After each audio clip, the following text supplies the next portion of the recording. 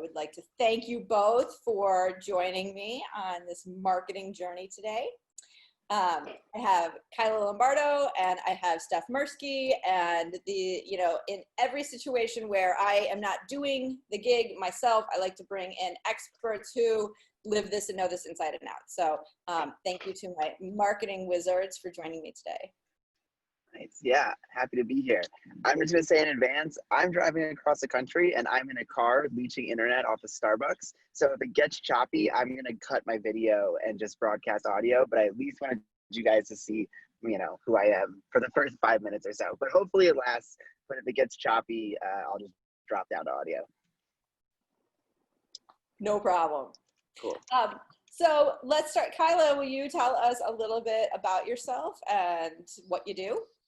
Sure. I am a marketer. I primarily work in festival and live event marketing. I am currently furloughed, as are many of us in the industry right now. So I've been taking on some consulting gigs, and my primary areas of kind of expertise and interest are building brand strategies, creative kind of strategy, and then execution. So I typically, when I work on a brand, I work at from everything from, building website all the way out to capturing content on site at an event, and any communication that happens in between those two, I manage and execute.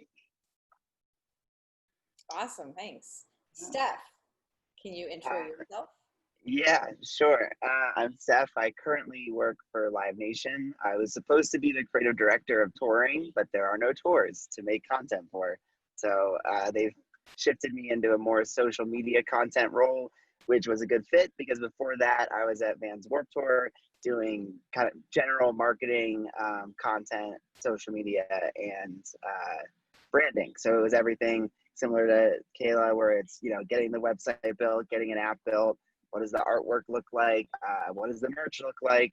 What are we posting on social media? What are we making on site in real time? All that kind of stuff. Awesome. Yeah. And for the folks out there that followed the Warped Tour social media, I like to let people know that you were like the voice kind of the brand, and like you were like shruggy, like emojis that you would put in there. Yeah. Like, so you. Yeah. You can, I like to say I was Google indexed. So if you Google like Warped Tour Twitter, it'll add like the suggested is Warped Tour Twitter meltdown. And it's been Google indexed because I guess one time I called out a bunch of bands and everybody said we had a meltdown. But I was just messing around, but it went sideways real fast. Well, and I think what you're referencing was that you were being factual and that bands were saying, like artists or fans were saying, why don't you get whoever? And you were like, yes. They said no. Yeah. And then everybody freaked out. Someone called me trash. It was cool. I was like, sick. Yes. The beauty of working in our industry is you can be a little more candid sometimes. Yeah. Well, and Kyla, you helped guide the voice of the Riot Fest. Was it Twitter in particular, or the Riot Fest personality? Yes, the kind of overall Riot Fest branding, I was leading. I worked with an awesome creative director who is the Riot Fest Twitter guy. And, for those of you guys who may follow it, or if you don't, check it out. It will never be the same working on any account since then, because we just had liberties that I don't think I'll ever have again after working on that. Whenever he wanted to take vacation, I became Riot Fest mom, and that was my contribution. So I would pop in and do content, around that. But I had a very different voice than he did. So I think Riot Fest was known for being a tiny bit snarky, also, kind of. Yeah. It's fun. Warped Tour was like Riot Fest light. Like I never went full send on it. So, but yeah, it was a younger demographic. I couldn't say exactly. Totally younger audience. You have to be careful. Yeah. There was always kind of that persona had been built around Riot Fest that people wanted to engage, and so there was definitely some like bravado to getting the Riot Fest tour guide to tweet back at you or respond to you. So it worked for that brand. Yeah. So, I mean, obviously you just in both of your enthusiasms about like these little snippets here, obviously you love what you do. And, you know, marketing, I think, especially for us people that are roadies, feels like this thing that happens kind of like far away in an office before a tour starts. And, you know, so I'd like you both to just kind of talk about like why you got into marketing, what you love about that, and kind of how you see your role in the big picture of the concert business. Who wants Steph, you want to jump in? All right, I'll go first. Yeah. Yeah. So I fell by accident into marketing. So I went to business school and for like finance and wanted to work in the music industry. And a lot of my internships were in like accounting or like business development, like just sales, like really like boring data driven jobs. And then what happened when I was on the come up was like 2012, marketing switched from like what was mostly impression based and subjective to like very data heavy, because like social media and digital ads made everything trackable. And there's these things called pixels, which is like a piece of code you put on your website, and you can see if someone came to the site and if they bought something, and if not, and you can serve them ads and all this stuff. So there kind of was all of a sudden a need for people that understood data in marketing, and it was, you know, a job opened at APA in like a coordinator position, but the team above me kind of didn't really understand digital buying, and so they kind of added me in. And then at Warped Tour, it was the same situation. Like we needed to transition from a very like subjective approach where we were just doing the same things we kind of always did, and instead look at everything from like the budgets to how we were marketing and say like, okay, what are we spending money on that doesn't work and why? And then so that's kind of why I got into marketing. I say I'm like the worst marketer because like I never really learned marketing. Like I didn't fall in love with it. I just kind of fell into it and brought like a data brain to what is, you know, normally more like a creative field. So yeah, that's where I found my enjoyment in it.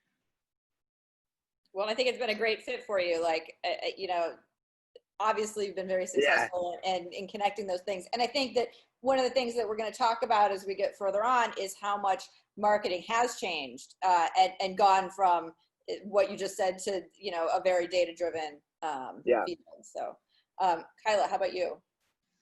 So I too did not have a background specifically in marketing. I was a communication major because business school scared me. I was looking on the creative side of things. So this gives hope to everybody out there who is not specifically marketing trained, but, you know, intuitive. And I think I started when digital was not even quite a thing yet, and social media platforms weren't really weren't a thing either. And I started on the big advertising agency side, working with brands that were sponsoring tours. And so I worked both in music and then in like NASCAR and entertainment with Universal Studios and theatrical releases and all of that. And it really was like, how do you build a story around the relationship of the two things together? How do you make yourself relevant and give good experience to people that you want to have warm, fuzzy feelings about your brand?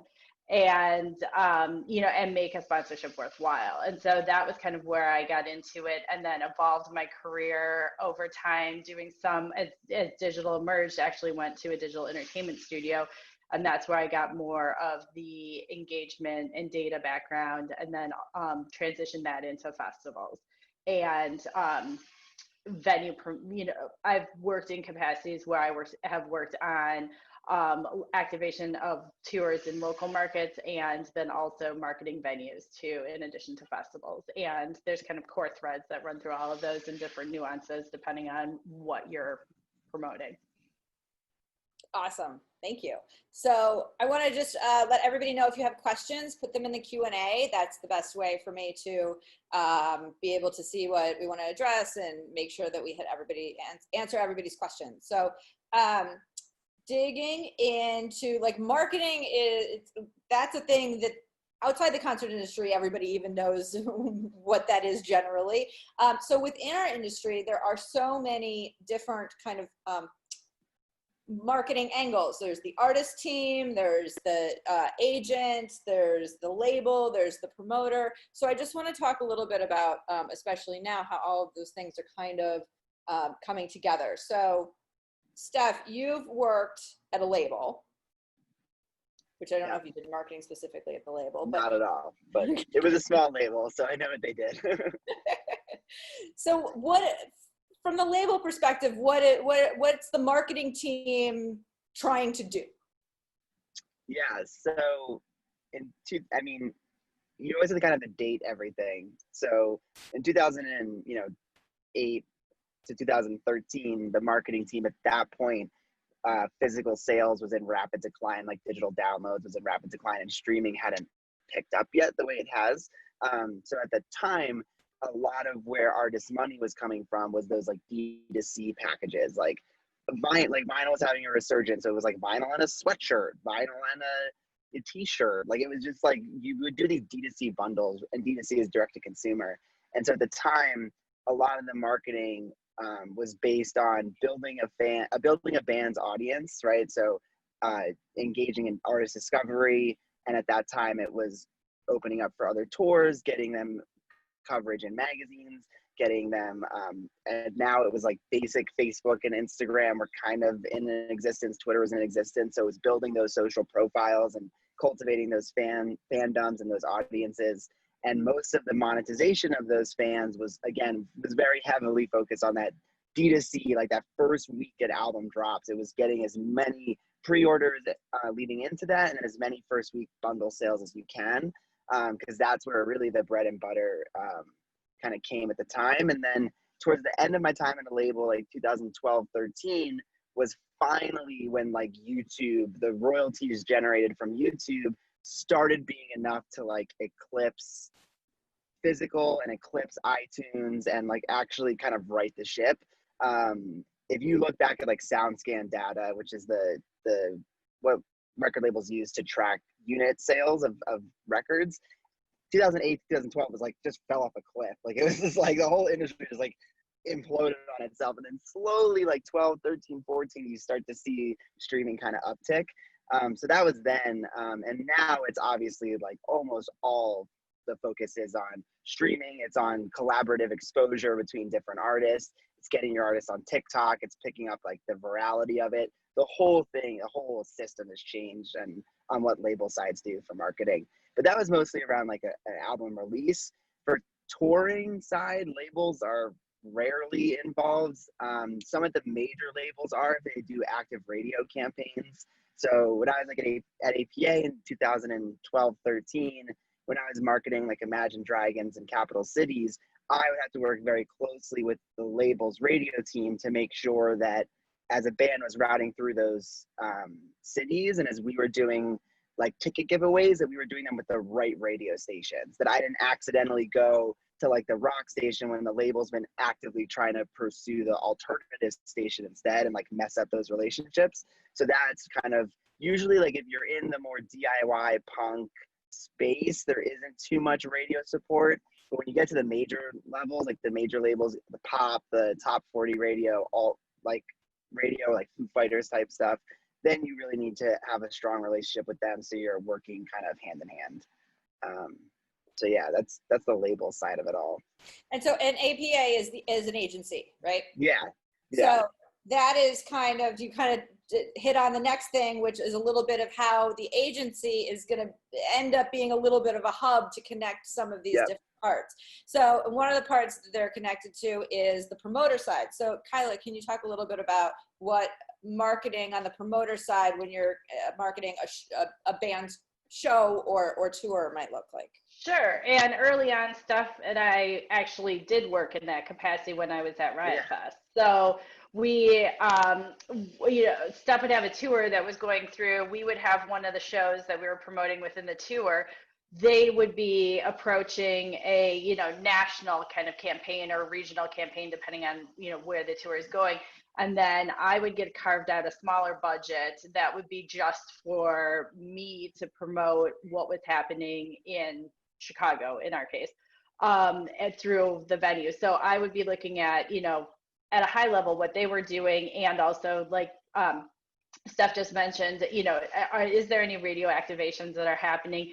Is there anything that specifically is happening in that market? And then how can I supplement it? So obviously I have a relationship with the venue as the promoter. I'm utilizing all of the marketing tools that the promoter has, I'm sorry, the venue has, in addition to looking at like, okay, where is my street team or my digital influencers that like that artist or that genre, get them queued up so that they're promoting, like at local retailers, restaurants, people that we would flyer in, then building a campaign targeting our audience for digital platforms, looking at, you know, at any college stations that might be doing stuff in those areas, and trying to build a, you know, a plan that goes heavy on announce. So when you're going up with ticket sales, tries to build that kind of awareness right around the beginning.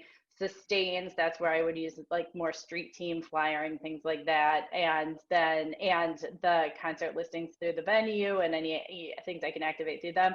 And then a push at the end if there were still tickets available. Typically, like, because we worked in more of a punk or small, you know, a little different aesthetic, there was more grassroots than you might use for other genres. Although, you know, having worked in EDM after that, there's a lot of parallels. So there, you know, it's kind of looking at who your audience is and what the best way to reach them. But knowing that oftentimes these can be very small budgets. So you have to get very creative about how you do it. And you also look at how you bundle like multiple shows together so that you can really get the most impact for the money you're spending. And that's where you'll see like, you know, carousel type posts or, you know, back when people were actually reading weeklies or, you know, depending on what market it is too, if they still have a really active weekly, getting that stripe in there that's got like upcoming shows, and then working with bloggers in your market and other concert listings just to make sure that you're getting it out in front of as many people as possible at the lowest cost possible. Yeah. Just to like back on that, I think like the good way to explain it is, so the label marketer is typically worrying about the music, right? That's like the crux. That's what the label makes its money on. Sorry, it's like some crazy sun here, guys. And then so that's what the label does. Then there's typically a liaison between the label and the agency marketer. Not necessarily like the agent, like, because the agent represents the artist, but then there's a marketer within that agency. The agency marketer is typically, like, I used to say I just shuffle information around. Like, we have to worry about the like national strategy. Like, what does the artwork look like? When is this thing actually being announced? When does it go on sale? You know, what does the ticket say? Like, all this minutia. And then we have to kind of bridge the gap between the promoter and the label and the management team and just make sure everybody's coordinated. But the promoters do like the boots, the promoter team marketer does like the boots on the ground marketing. We're just at the national level, the agency is setting, like, you know, we're kind of communicating to them, like, this is the band's audience. This is what the band has going for them. Like, you know, don't worry about like, even in, you know, let's take rock because we know it, right? Like, metal and Loudwire is very different than like an AP, like, pop punk band, right? So like, it's great to have someone that knows that, but in not every city are you going to understand that. So we have to explain those nuances to the promoter so that they're not wasting money in a platform that doesn't make sense. It's kind of like that. Like, you're kind of just disseminating the information. Then the actual like boots on the ground marketing happens at the local level with each kind of promoter. Unless you get into something like a stadium tour for Live Nation where we're buying ads across all shows at a national level, but that's, you know, 10% of all tours. Maybe you're talking about really, really huge tours at that point. So back when I was a talent buyer in the mid 2000s, it was before digital was super huge. There was still a giant fat weekly called The Reader in Chicago. And generally the way the marketing flow worked was a show would get booked. The promoter would have proposed an ad budget, which would have gotten approved as part of the deal. The promoter would put together an ad plan, send it to the agency for approval. The agent literally would say, yes, that's fine. and then the promoter would go place that plan. And it was very local based. And so we'll get into what some of these category details are. But at the time, it was very TV, radio, print were the big ones. There might be some street team. We didn't really even do very much outdoor or mall advertising because just in our markets, that wasn't a huge thing. So it was very driven by what was happening locally. And so the promoter really knew what was happening locally. Now we're in a situation where the artist knows what works for their audience, and they're theoretically. Theoretically. We get some weird requests. Like I had Guns N' Roses be like, we need to be on Twitch. And I was like, okay. So yes, theoretically. So in theory, the artist knows how to reach their audience. And so I've really seen the marketing become a much more collaborative space when it comes to how to market the show, and even who is kind of guiding the direction of that. I see the artist or the tour, like Warped Tour, having more input and sometimes placing some of that digital advertising because they can be more effective at it. Is that accurate? That's kind of a shift that we've seen. Yeah, I think it depends too. I mean, everything we say is always it depends, right? So I think like some bigger artists will just hand it off and not worry about it. Some smaller artists might have someone like me who actively ad buys and knows about retargeting pixels, and the manager will feel a little more comfortable if I do it and work with the promoter to place those buys. I think it just all kind of depends in every situation. Yeah. Yeah, I think too, you're, talking from like the Live Nation standpoint or like a brand standpoint where you have your own data so that you can target there. I've never had an artist specifically do any kind of buying or marketing outside of, posting on an announce, maybe putting some money behind a social post, or then allowing us to place a pixel on their page, because then that allows us to buy ads targeting people that have hit their site, which you wouldn't have access to unless you were able to place your pixel there. But typically local promoters don't have the leverage to be able to get a pixel placed. It's when you're talking about the larger promoters. I guess I neglected to say early on that I work for AEG Presents. So there's a different, with us being at Live Nation or AEG, we have different access to at the artist level than a smaller regional promoter typically would. Now, you might have explained this earlier, but for those of us that don't know, a pixel, is that like a piece of code? Yeah, so it's essentially a snippet of code that it basically says, like, once someone comes to the site, depending on how you configure it, it can track different things. It can say page view.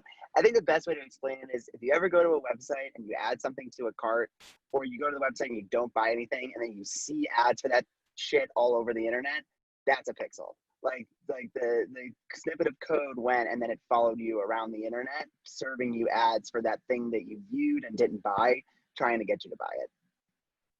Thank you. Like the big platforms, Nordstrom, Zappos, all of those. Anytime that there's something that you've purchased, you've looked at, you've even thought about looking at, they can get you, and then you keep seeing it served up.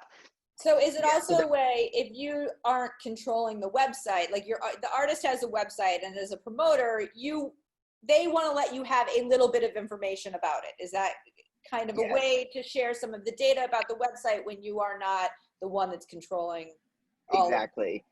And it got really dicey here in the last 18 months with like all the new regulations, especially with international countries. But essentially every platform kind of has their own pixel, right? So there's a Facebook pixel, there's a Google AdWords pixel, there's a Twitter pixel, there's a Snapchat pixel if you're buying ads there. I'm sure there's a TikTok pixel at this point.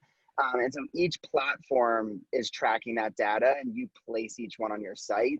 So when the promoter comes in and says, we want to remarket to your fans, the reason you share there's two ways. You either share the access of the data you have to the promoter, or you allow the promoter to place the pixel on your site.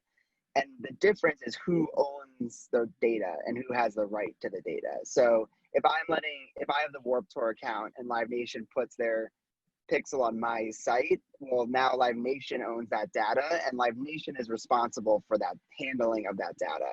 So that's a nitty gritty that you guys don't need to know unless you're interested in marketing, but it will explain why, if you get into the conversation with people about pixels, why sometimes a manager or a Live Nation, people get really like touchy about pixels. Everybody gets really touchy about who has what data and how it's being handled and all that stuff. Yeah. Well, that is definitely a thing. I was going to go off on a whole ticket company tangent. I'm not going to do that. Oh God, yeah, I can't even get into that. Jesus, no. No, but the big picture of the idea is like ticket companies used to just sell tickets, but now they're data collectors. And so who has access to the data from the tickets being sold is like a whole thing. So we're going to hold on a workshop on that.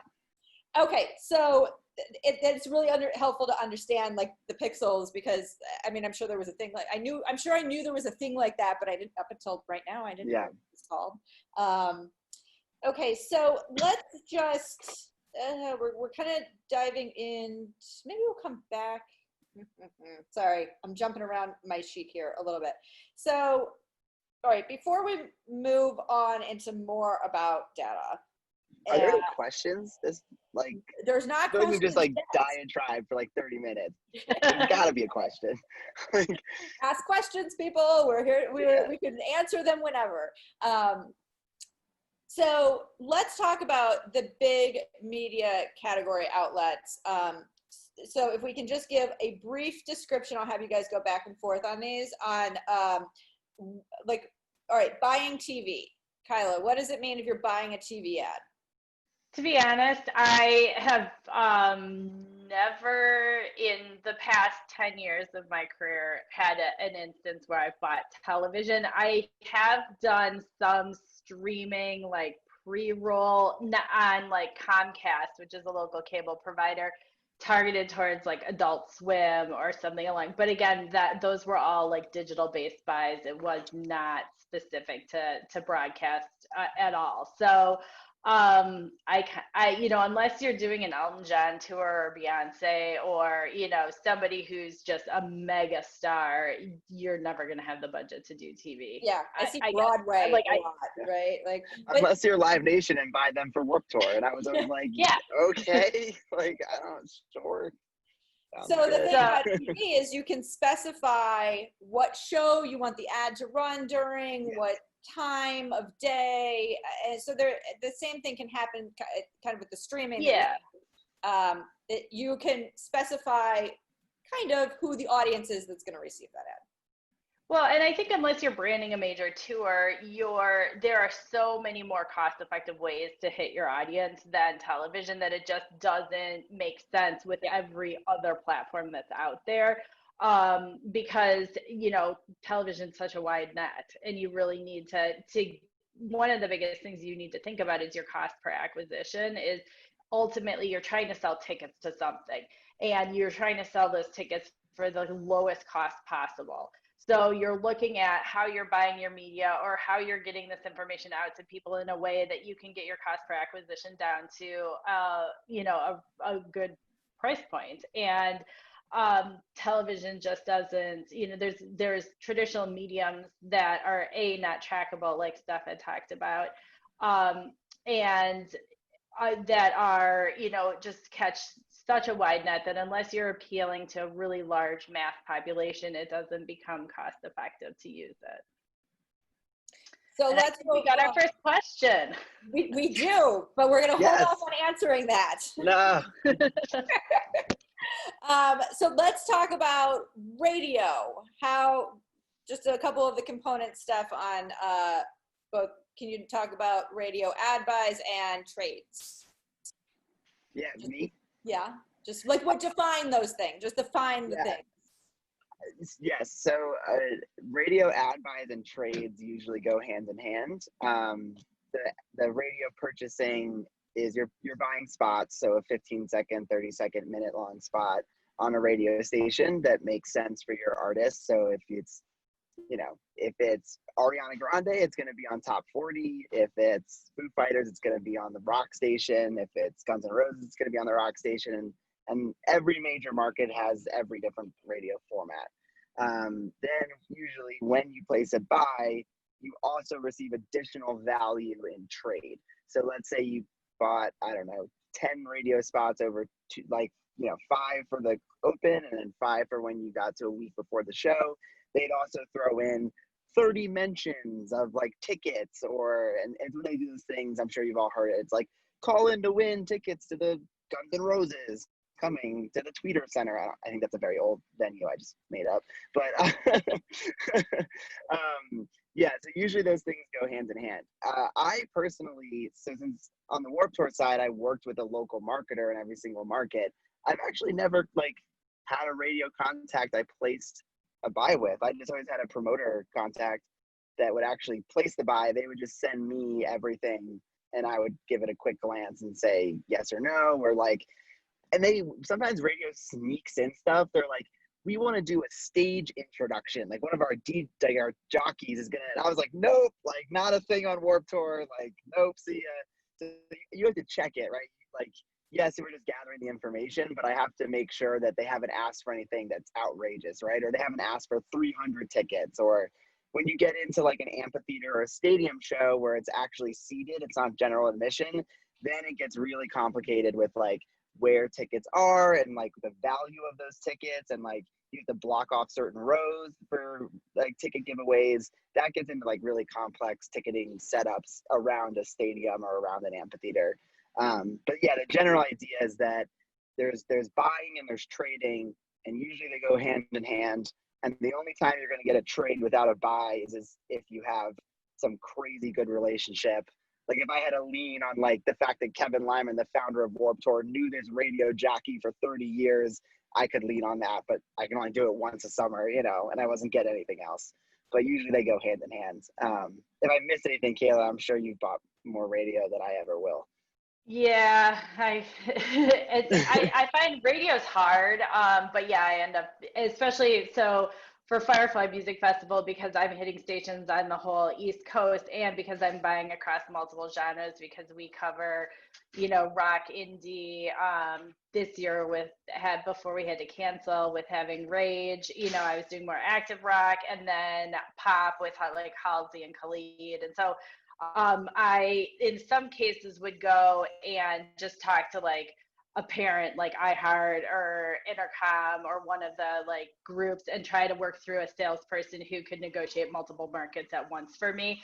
And then because we're a larger festival, I do have a little bit more leverage, and we're in one location versus a touring festival. I have a little more leverage. So oftentimes we would do a trade deal that was ticket blocks, camping blocks, and then presence on site. Either doing an outpost media area in the artist world so they could continually do artist interviews and bring them to a trailer there, or putting them somewhere else on the site. But like you said, you always have to be really careful, because we never allow any radio signage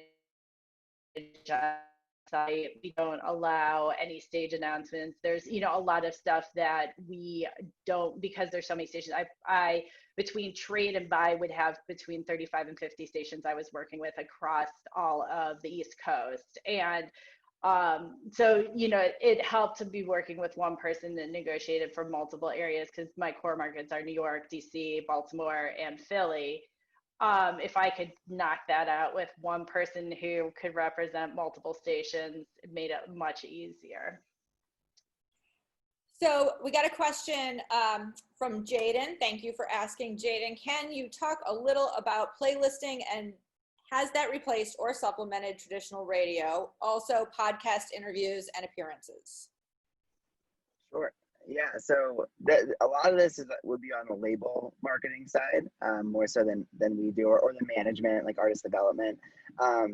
So I like to say, at least in my experience, that streaming and playlisting have, again, this is my opinion, this is not an opinion of Live Nation or anyone that I work with, this is my sole opinion, that it has democratized essentially what becomes mainstream.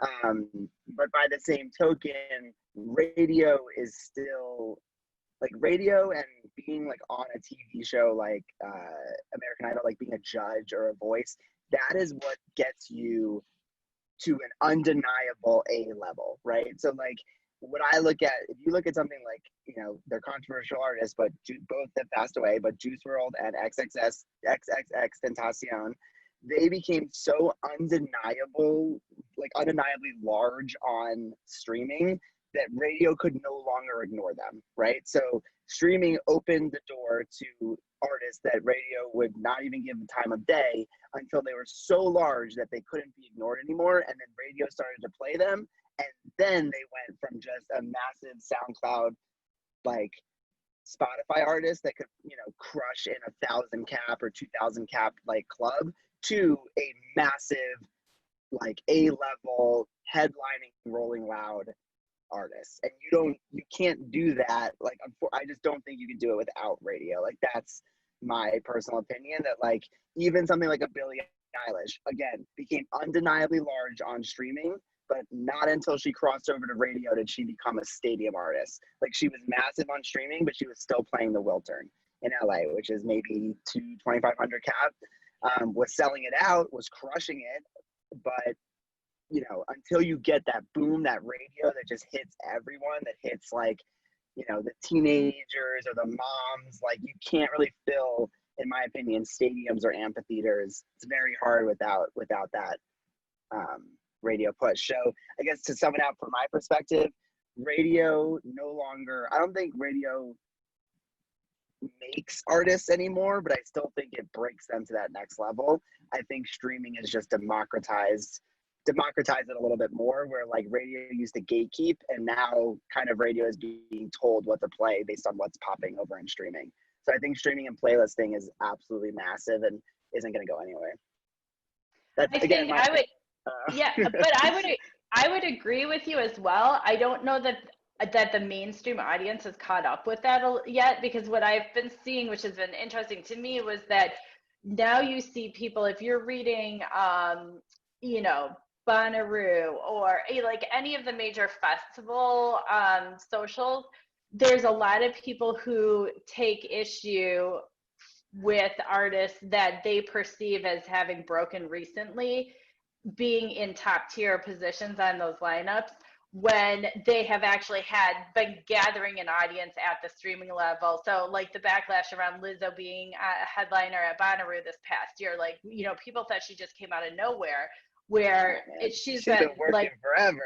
Yeah. Exactly. And it's like, if you're not in the industry, if that's not one of your artists that you're like passionate about, you might not know that, but you're seeing that it's almost like the mainstream fan base isn't catching up with that trajectory. And when they hit adoption at a radio level or whatever, they're not realizing that there's been a lot of work that's been put in to get there. And so they're thinking these artists that have been out there for, you know, 12 months, 18 months are getting these top tier positions or tours.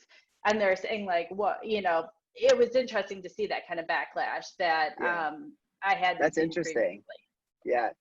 And then vice versa. Like, I know, so was it Maroon 5, Adam Levine was on The Voice. He was like a judge on The Voice. And for a long time, so if you think about that, he was in front of that middle of the map America, like 26 to 50-year-old woman who's just like, ooh, like Adam Levine, right? Like you got to take yourselves out of our mindset and think like they work a 9-to-5 job, like that's their exciting thing they're gonna watch on TV. And he was in front of that audience over and over every single week for years. And that band was on top of radio, became a stadium band. And when he went away from that, they were still selling a ton of tickets, but it wasn't blowing out stadiums the way they were when he was in front of that audience over and over and over again. So like there is a power, you know, of, at least in my opinion, there's a power of radio and TV, especially when you get to that middle of the map and those B markets where like,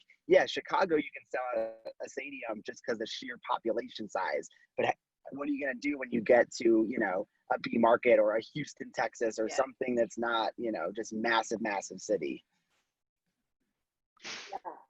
Excellent insights. Okay.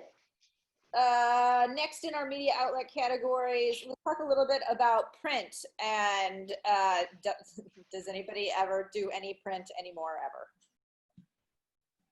I don't know which one of you wants to tackle that.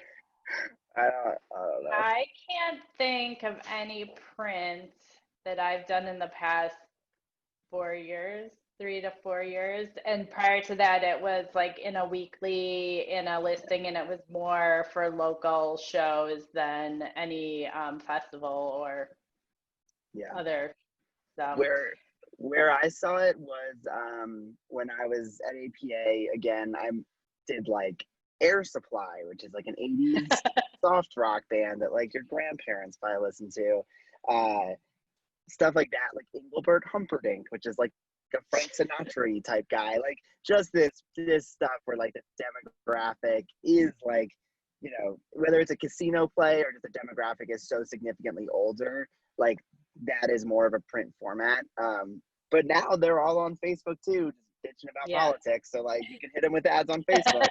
So I think there were a couple like local blogs that also had publications that we would, you know, it's almost like the cost was so low that we didn't, you know, like a nice to have check off. But even that stuff, I think everything's gone so digital that there's just not that many print platforms that we have bought on before or in the past few years.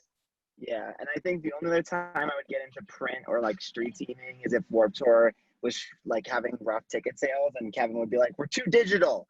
We need to go old school." I'd be like, "Boots on the ground." Yeah. Like, Jesus Christ. that takes us right into street teaming. So I do remember the year that Kevin decided to print out posters and send 50 posters to every market to some local kid that volunteered to like go put them up. Is that accurate? I had to coordinate all of that. It's horrible. Yes. So now that's gone digital, kind of, you know, I would say like for me, I've worked with college marketing agencies where they aggregate those people. And then I say, okay, these are the, you know, the schools I want of your roster. These are the schools I want to target. And then they put kits together, like I'll print handles and flyers, and they'll put them up on campus, and then they will rally behind any major announcement. So I just send them a release, you know, give them queued up knowing that something's happening at 10 o'clock tomorrow. 10 minutes before we're going up, I would send them all the information, and they would post along with us, or they would share our post, or, you know, depending on what tactics we were using and what we were interested in having them do, just to like get it out to as many networks as possible. But it's, you know, to have your own street team is a lot of babysitting, a lot of working and making sure people are doing what they're doing, what they're supposed to be doing. And there's whole services that have kind of come up out of this industry, because not only music but other areas are looking to do that grassroots engagement too. You know, I think Red Bull is one of the people that does it really well. Yeah, and there's like there's a few of them. But I think someone said here, Stacy said that's how I got my start. It's like most people's first job. Like, well, I think it's really for smaller venues, it's a really like robust system, especially in big cities that have a lot of foot traffic. So my guest next week is from the Metro in Chicago, and so I'll talk about this also. But they have a very like strong street team, and they have like a whole system, and lots of people get their start by interning on like the local venue street teams. Yeah, 100%. I think it's go. I think it's a great feeder system. A great feeder system to get into the business. If you're looking to get a job, start street teaming. That's what I tell everybody, because you'll start making connections and meeting people, and it's pretty much the best way to go about it. Sorry, Steph. No, I was just gonna say, I think it does work at those like club shows where you walk out. Like, I was at a Newfound Glory show, and I walk out and they hand me a yellow card flyer. Or, you know, it's like, yeah, that's perfect. But I think we were just like hanging up posters wherever, like taking pictures. Like, all right. Well, but when it's targeted, it works. Warped Tour is not as designed for street teaming in the way that a rock club who has a full calendar, that's a 1,000 capacity rock club, is designed for street teaming. So yes, 100%. I think it was fun. It was an interesting idea, and it was neat that Warped Tour tried that out. But it's probably not its natural home, I guess. Yeah. One thing Warped Tour did a lot of, at least at one point, because of the demographic, was outdoor or mall advertising. Before Warped Tour, I didn't even know you could advertise in malls. Yeah, we did. We mostly partnered with, we kind of piggybacked. Surprisingly, Vans never let us do it. So we could never like you ever go like to a mall, you see like the window displays. So Vans was like, nah, we don't want you to do that. So we were like, okay. So then we had a partnership with Journeys, and Journeys was like, yeah, you can do it. And so we had all sorts of like custom like window displays and like a front like branded shoe area with Journeys. It's like an awesome partnership. But then yeah, in general, you can purchase like those, you know, where you see your map in a mall. There's like this the triangle like tripod looking thing. You can buy ads. Yeah, like a little kiosk. You can buy ads there. I mean, you can buy ads anywhere if you try hard enough and have enough budget. But yeah, I think we definitely experimented with that because yeah, the demographic, and also because we at one point Ticketmaster, which was our ticketing partner for most markets, had like it was like Kroger's or like a wall, like there was some weird in-person Ticketmaster purchasing ability. And because Warp was such an old brand, and because our fans were young and usually at a mall with their parents, we actually saw like something crazy, like 20% of our tickets were sold like at those in-person Ticketmaster locations. It was like super weird. We were like, what is this? So then we doubled down on that and said, great, if a kid is at a mall with their parent and they see a Warped Tour poster and they can buy a ticket at Journeys or at that weird Ticketmaster thing, like we have a better chance of closing that loop of that kid convincing their parent to buy them a ticket because the wallet's already out, they're at the mall, they're there to spend money. And I think for us, like that's really for anyone, like it goes into understanding your demographic and really who your buyer is. Like Warped Tour, the parents were the buyers, not the kids. And so we had to market in a way that we're able to get the kid to close that loop and get the parent to bring that credit card out. If you're like a SoundCloud rapper, you have a college age band, then maybe the college kid is the one buying a ticket, but where's the money come from? Like what's the demographic of your band? What's the socioeconomic standing of your band's like fans? And that really will help you market better and know like what you can charge for tickets and everything, and what you can charge for merch. Because like Warped Tour was a low ticket item, and we sold $20 t-shirts. The brand itself, I could have probably sold a $50 t-shirt, but that's our fans can't afford that. So you have to know those kind of pieces about the socioeconomic standing of your fans to know how to market and how to sell to them. That was a weird tangent, sorry. No, that was a good tangent. Loved it. Okay, so our last big bucket is digital, which is obviously the majority of what happens these days. So we're going to kind of break that down into some parts. But first, before we kind of get to that, I want to address Jaden's question. Who's organizing brand partnerships and fan experiences, meet and greets, and how do they play into artist marketing? I know both of you have had experience on this. So Kyla, you want to maybe jump in? Sure. Brand stuff? Well, brand partnerships can come at very different levels. You know, there might be a brand sponsor at a tour level, which then translates into each of the markets. I'll speak to the festival side. With festivals, there's a whole team that sells brand partnerships for the festival, and those are just for brand engagement around the festival. If there was an artist that brand specifically wanted to engage with, that would be a separate negotiation, and that would happen through the artist team and the brand with the festival probably as the facilitator, because we would want to make sure that whatever is being activated on site, it fits our brand as well. So just to kind of recap that, if an artist is, you know, going out on tour or doing some sort of other special event, and they could be sponsored by a brand that's bringing that to the market, or, you know, and I guess at the level of a festival, like an artist could bring a brand, but they would need to negotiate with us to be at the festival. And so there's a lot of different levels there. those partnerships typically are either the brand is leveraging that relationship with the artist to be able to get a meet and greet with the artist or some other exclusive experience or exclusive co-branded merchandise or access to a single before everybody else, or, you know, there's some special vehicle that makes the partnership make sense.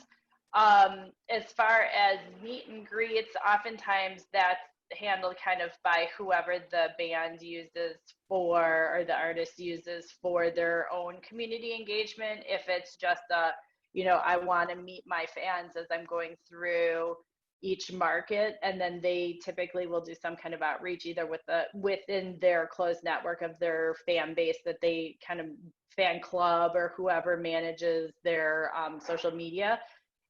Oftentimes we would use the meet and greet as a promoter to try to encourage more people to come to the event, or sometimes on the bigger tours it would be like you could buy a bundled ticket that would give you a ticket to the venue plus a meet and greet experience, and that was usually, you know, an extra charge. And then the touring team would typically hire somebody to manage that meet and greet on site, or work with the venue to have somebody there that's helping manage that meet and greet.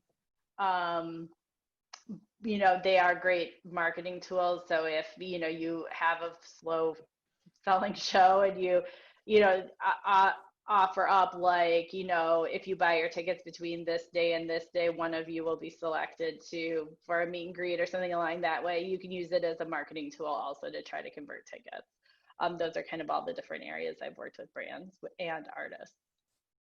Well, I know on Warped Tour, many times the brand entitlements, well, for one thing, Steph, what I want you to kind of touch on is that a lot of times the brand entitlements included some sort of artist appearance at their site.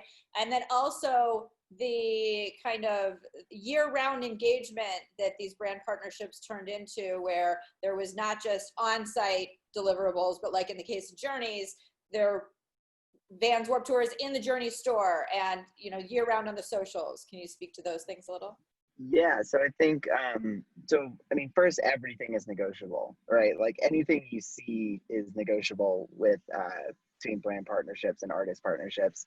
And so for our larger Warped Tour sponsors, and I'm sure you guys did this on, you know, either Firefly or Riot Fest, you would kind of, for those bigger deals, if they wanted an artist activation at or artist involvement or like co-collaboration, you would negotiate that in, and there would be a cost carved out for that would then go to the artist to pay them for their time. So we did that a lot. It could be an acoustic performance, it could be a special like signing at the tent. And really what it's used for is to essentially incentivize fans to go to that brand's activation, right? So if you're selling, I don't know, your JBL speakers and you have those cool portable speakers and you want more people to come and play skee ball at your little activation and win a speaker, a really easy way to do that is to bring a band over and have that band play skee ball with a bunch of fans, or that artist play skee ball with a bunch of fans, and then they give it away and it's great and everybody's happy and there's content that comes out of it. But that's all negotiated and that's all paid for, and and it's all facilitated on site by sponsorship or brand activation, either an agency or a representative of some sort. So that's that piece, right? All of it's negotiable. None of it is by accident. It's all on purpose, and it's all facilitated by a trained professional that's there to escort people back and forth.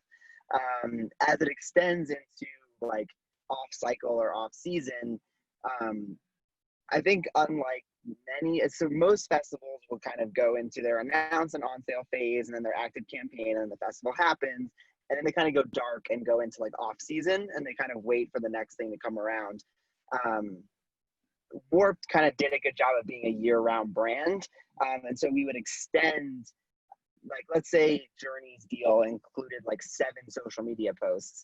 We could jam them all into the 7 weeks of the tour, or we could go to them and say like, hey, why don't we do after the tour, a month after the tour, we can do a back to school post with you, drive our fans into Journeys to go get their back to school gear. Like, we could find a more 360 approach to it that allowed us to extend the life.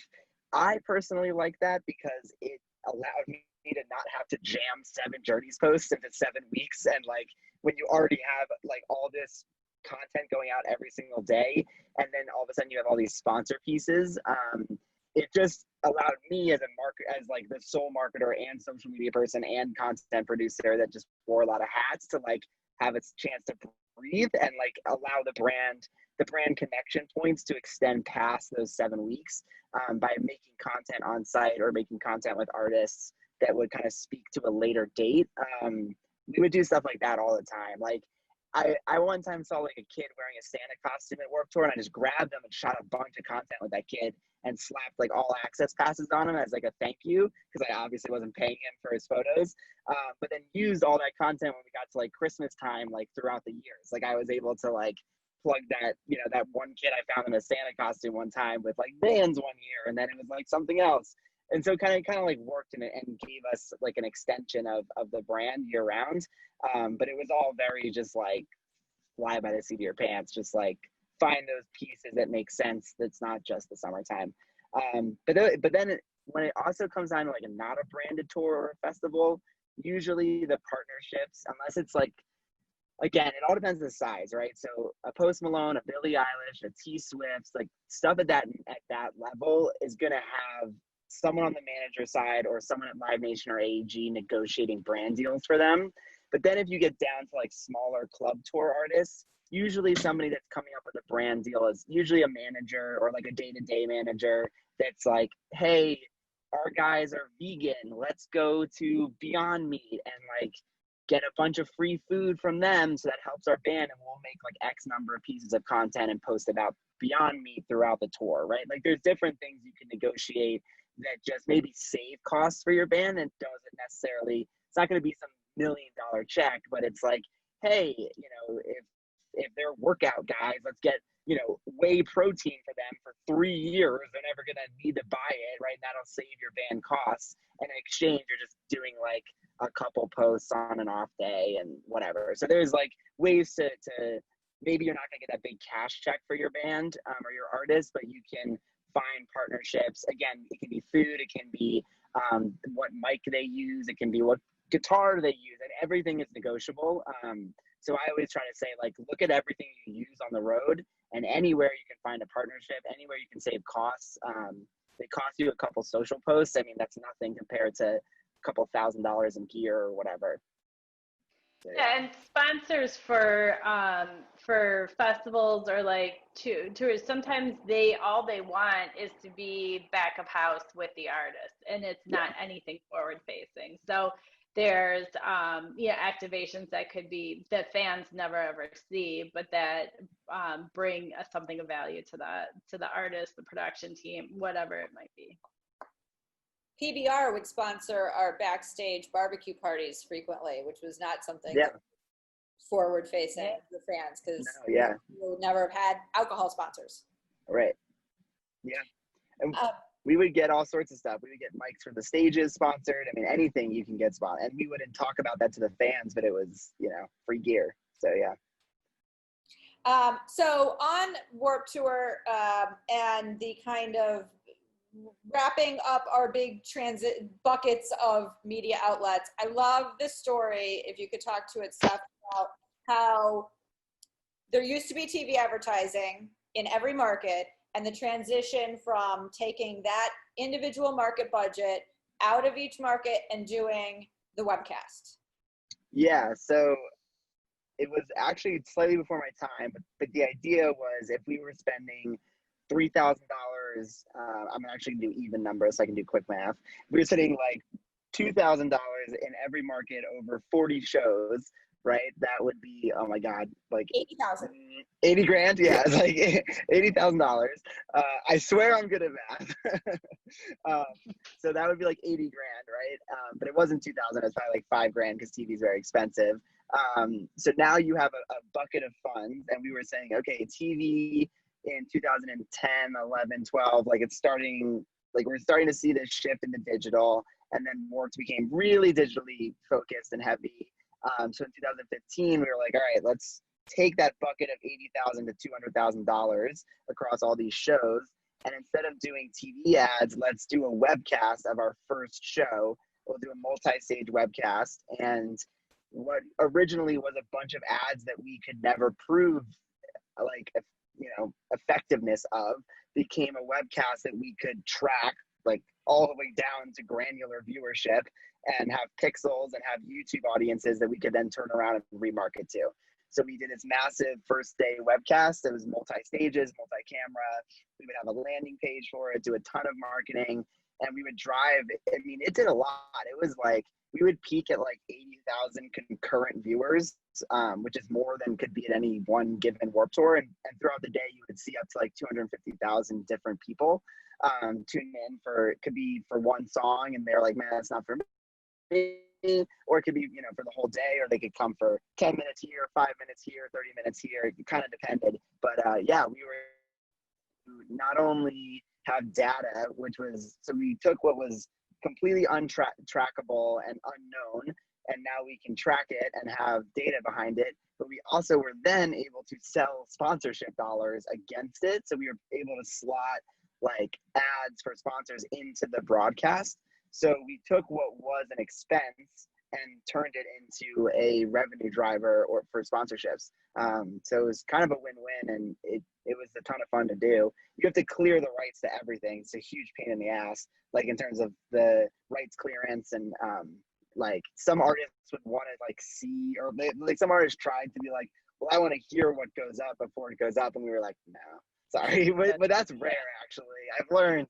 Now that I've gone to Live Nation, I've learned that like most companies like bend to the will of the artists, and Warped Tour is just like, screw everybody, we're just doing what we want to do. Like we don't care. So yeah, I've had to reframe how I think about things. But yeah, so that was kind of the idea behind that, right? It's like the same idea we talked about in the beginning. Is like looking at where you're spending your money. Is it making sense? Can you be spending it more effectively, and pivoting at that point? And really transitioning from, I love how you're talking about from having really no data on who's watching that TV ad and will they actually buy a ticket, you have no idea, to a very data-driven thing. So that kind of takes us into data, of which we've talked about a little bit. What are kind of, I guess, for people who are not going to be doing marketing as a career, but kind of want to understand what's going on, or maybe they're starting a new brand, or they're a DIY promoter, or they're an emerging artist, what are the things about data that people should know or set up, or all of that? Yeah, I'll get mine, and then okay. Yeah, I was like, feel free to jump in. I talk too much. But so if it was me starting today, so obviously a website, because that can hold like all your information, and then you can place a pixel on it. You want to build your Instagram as fast as you can. Also, if any of you are not on TikTok, try and get on it. It's like while you still have the chance, because it's just an undeniable platform. And then either, so it's a website, Instagram, TikTok. You're going to need a Facebook page to run ads, but at this point, you probably won't have that much growth there, but you'll need it to just place the ads on the platform. And then either you can do like, so email is not that strong for open rates. So I suggested your younger bands do SMS, which is a texting platform. So sign up people to receive text messages from you, or Facebook Messenger. Those are the most, so you can actually, like, there's platforms that allow you to just broadcast anyone that subscribes to your Facebook Messenger. So those are kind of platforms to start on. And then, like, in terms of ad buying, like Facebook, Instagram is going to be your brand. But I think we're losing Steph. You are frozen, so we're going to jump to Kyla. I'll jump in and echo that from Steph, we lost you, kind of. It's the most like integrated with everything, so you can integrate it with, and it's, to me. And now it says muted. I don't know. I didn't mute her. I don't know what's Okay, go. Kayla, go. I'll pick it up from there. Yeah, I would echo kind of all the same platforms. I think just being intentional about what you're trying to put out there and then trying to engage with people. I think taking the extra time to, if you're posting, to comment, to just start building a rapport with your audience so that you get that engagement in your feeds. Also thinking about ways that you can put little snippets out here and there versus waiting a really long time in between to put like fully produced pieces out. If you're doing content, look for things that just kind of show your personality in between what you're releasing, whether it's you're releasing, an announcement about a show you're promoting, or you're releasing music. Just finding ways to engage with your fans so that you're kind of building that rapport, and also they're accustomed to getting like little updates from you so that you've got that relationship built, and then trying to utilize that so that when you have something that is a monetizable announcement or release or whatever, that you already have that level of engagement with your fans. And I think that's kind of what Steph was talking about before with the 360 approach to sponsors. It's like not only focusing on the window that you're announcing something big to when the event actually happens, but thinking about how can you engage with those people when you don't have big announcements, but you still want to keep that. The more, I feel like it's quality over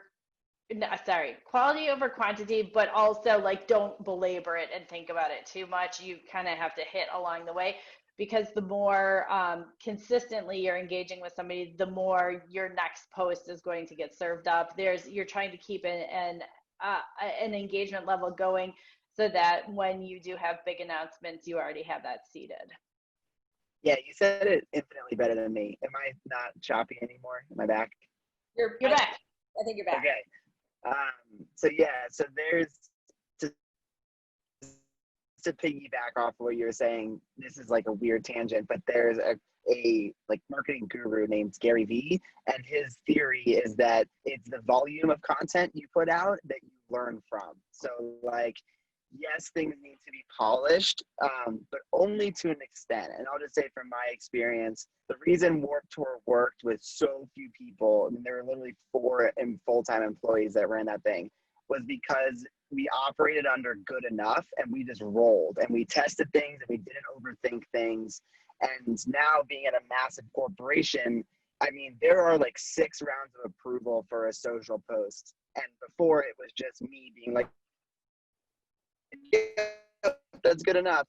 And I think when we're an audience or you're building a new voice, you just put things out that are authentic to you as a band or as an artist, and then figure out what your fans respond to and then double down on that. So like if you do some really expensive music video and don't get a bunch of views, but then you just yourself talking to the camera or like singing your own song gets a ton of views, double down on that and just do more of that and worry less about like overly polished content. I think every genre is different and every age group is different on what they're going to respond to. So I think it's really just like knowing what works for you.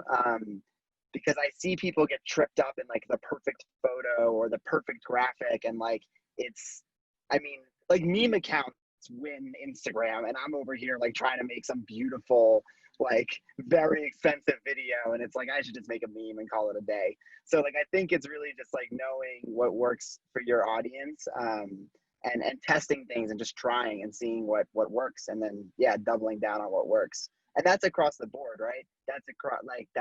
You can do that on social media. You can do it when you're getting into ads and you start testing different ads. Like try a photo, try a video, try a meme that makes sense for your band. And like you'll see which ad does better. You'll see which post does better. You'll see, like what music video does better. You'll just kind of see data over time. And I think to piggyback on that, once you start seeing thematically what your fans engage with, is sticking within that a little bit, so people like instantly recognize something that's coming from you. Because there's there's a consistency in, you know, like once you kind of have your voice, then people will be like, you know, did you see the latest, whatever. And I'm trying to think off the top of my head somebody who's doing that well right now, and I'm not, but maybe I'll come back to it. Yeah. I always say the worst thing an artist can do is hand their socials over to someone like me that runs social accounts, unless you like have a really truly strong relationship. Because I mean, personally, I think it should, I always said, like, it always blew my mind. Like, if you have 5 people in a band, like, give them all little jobs. Yeah. You know, find which one likes Twitter and give them the Twitter, or find the one that likes to take photos the most and give them the Instagram. Just take ownership in your own band and like all come up with a little task for you to do and to divvy it up. I think that's way more authentic, and your fans will appreciate it, because like they can tell when it's someone like me, because I always say, like, there's only so many times you can be stoked to come to LA or stoked to come to Denver. It's just like, all right, can someone write some better copy, please? Like, yeah. Well, this rolls really well into the content creation topic. And I mean, we've kind of, obviously each of those platforms has its own content that it lends itself to, where you've already talked about people should be putting effort into Instagram. And hey, is TikTok going to get shut down? Like, isn't like the US going to be like, nope, sorry, TikTok Yeah. I think until it does, like, are you like the organic engagement you can get on TikTok, like if you win, like a band like Simple Plan that is a 25-year-old band now at this point, like all of a sudden their song "I'm Just a Kid and Life is a Nightmare" just like jumped up in streaming because it just went. They didn't even try; it just like popped off on TikTok. Like, until it's shut down, try and win. Like, try and just try. Like, you have nothing to lose, right? I mean, worst case, it gets shut down and you migrate your audience back over to Instagram. You cross-pollinate it. But, like, I don't know. I wouldn't sleep on it. Like, be a first leader for sure. Well, it's great for just creation. You know, like you said, you can populate it over on Instagram too, but it's a great platform to create stuff on. Yeah. So, one of the things I saw both of you doing on festivals was overseeing content creation teams and running around and taking pictures of Santa dressed up fans, apparently. Oh, I had leprechauns. Yeah. So what is that like, if on the festival level, who's on your content creation team? What's the plan? What's the strategy? How do you get all of this stuff that then you have a year's worth of content for all your channels? I realize that's a big question. I'm not going first. I went too fast too many times. So for the festival, typically in-house, just to kind of, for a team, we would have, you know, a social media manager, somebody who was doing that executing of posting, both throughout the, you know, throughout the year, but then on site as well. And as Steph mentioned, there's a lot of posts because you have to have, you know, there's your safety posts, there's, you know, everything's pre-built. If anything evacuation related, any kind of content that needs to be put out there, if there's something unusual that happens, you've got that pre-written. Then your sponsors, not only are there required posts leading into the event, but oftentimes negotiated with sponsors, you will have sponsor posts. And those may be going out to, you know, your whole audience or a segment of your audience. So pre-built, the content calendar alone of what needs to be executed for that weekend is pages long, and it's by the hour for when you're posting stuff. And then I would have a video team on site that was geared towards primarily capturing the experience and people having a great time on site, and some artists' performances. But really, I'm sorry, there's an ambulance or something driving by. I don't know if you guys are picking that up.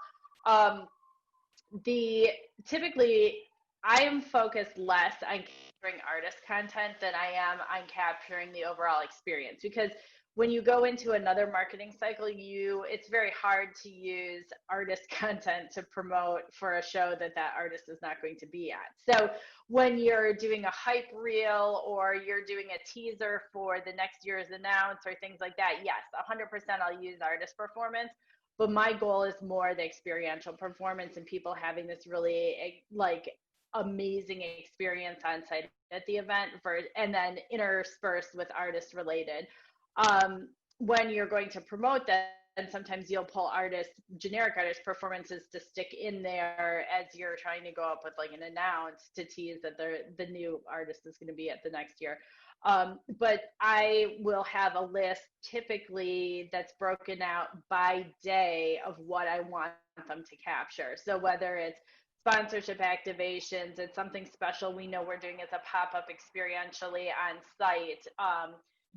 Each of the actual like built out, we span between 5 and 4 days for the entire festival experience for Firefly.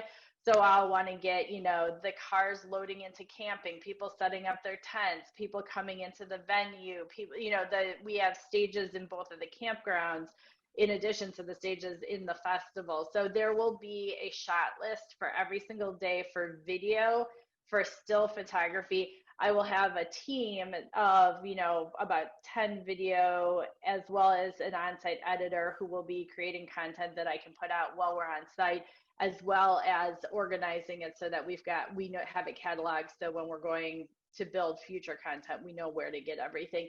Then we'll have perhaps a motion graphic team on site that's just there to do cinemagraphs and cool little pieces that will go up over the course of the weekend, whether it's showcasing merch so that people can see what's there to purchase, or special experiences that happened on site. Then I'll have a photography team that they're capturing a lot of the artist performances, because I can do albums, I can do, quick hits throughout the day of who's been on stage, all of those kind of artist related things. I do more still than video content for that. And then in addition to that, I'll have people roving around that are just there to capture all the sponsor related content, because we'll want to catalog that. And I typically have a photographer that's there just to capture production. So they document all of our signage that's on site, all of the content, like activations that are there, just so we have a really good record that we can look back at when we're for work purposes.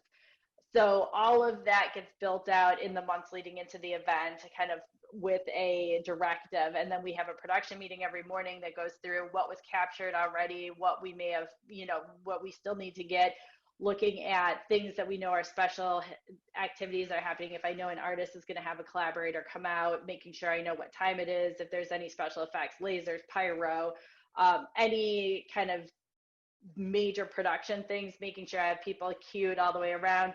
Then we're coordinating if we're having people shooting from lifts, that we need to get them up on the lift before the set starts. They're going to be out of commission for that entire time. So I need to make sure everything else is covered with the video team so that we've got everything that we want to capture for that day covered. Tip also, if you're doing any kind of, the IMAG screens, there will be a separate production team on site that's just doing all of the control and capturing for that. And the festival production team typically oversees that. I will just coordinate with them on a secondary level if there's something specific I'm trying to capture through that. I think we are also responsible. We deliver drives to every single stage to make sure that all their emergency messaging is ready to go. So if they have to put those up on IMAGs, there's just, for the entire weekend, it's more than what you would expect. And I think it's funny because sometimes there's this like myth idea that like once you're on site, marketing doesn't have anything they need to do. Meanwhile, we're running around with like our heads cut off, just trying to make sure that we're getting everything, because it will directly affect how capable we are at marketing for the next event. You've got one chance. Yeah. Pretty much. It's amazing how much goes into that. And a couple of people commented, like the amount of planning to just gather the content that to consumers on socials just looks very easy breezy. Like people are just running around taking snaps. It feels very organic and natural. And to know how much is behind it and how many people are behind it, it's phenomenal. Well, and when you see stuff that's released that weekend, like Steph was talking about before, is clearances, like anything that you put out there that has an artist track behind it, that all of that needs to be cleared. You need licensing for all of that. So that's pre-negotiated and already figured out ahead of time. If there's portions of the music you need to work around, if there's, you know, like specifically we need to have that already mapped out. So like if there's a certain lyric in there that we don't want in there, we'll work with the editor to make sure that they know that. But there's overall, like, all of that stuff is pre-planned before we get on site, but we have to be very fluid once we're on site on figuring out, you know, the right time to post stuff. You know, and it is very fluid because you might lay these plans out, but then a storm comes in, you have an evacuation and everything gets shifted, and you're then taking all of your pushing around. And I haven't even talked about the app, which is also on site. And that's where you're going to have, you know, 50 different push notifications for different people, because ideally we've got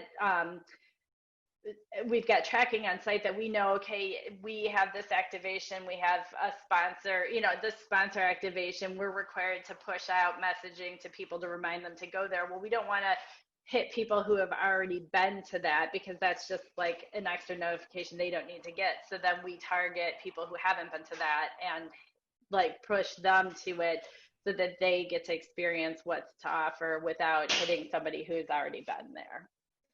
Are you using beacons to do who's been there and who hasn't been there? Yeah. Nice. So for example, if we see like that a gate is backed up and it's not, you know, that there's issues with people coming in or whatever, we can redirect people. We can say, hey, you know, we see there's a line here, there's an open gate here. Just trying to communicate with people through the beacons as we watch, you know, kind of both that and heat mapping. And then after the fact, we can look at also like which was the highest attended concert of the weekend, or, you know, which artists do the biggest fan base, who, you know, if we see any areas where we see after the first day, like, oh, you know what, there was a little bit of a crowd flow issue here, we'll then move some, we can, you know, potentially move some things on site around, maybe take a fence line if we needed to and adjust it, or direct people to go a different route for more ease of navigation of the site.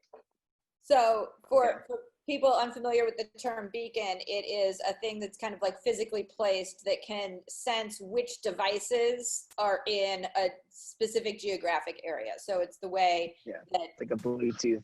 Like, did this phone walk past the Journey's tent, right? It's gathering that specific information that you can then target to those devices. Did I explain beacons okay? Yeah. I mean, you knocked that out of the gate. I have nothing else to say. And then I did it with like far more ragtag and like a quarter of the budget. I don't think I've ever had 10 video people on site, never been given that amount of money. But on a touring side though, am I breaking up again? It's okay. Okay. So on a touring side,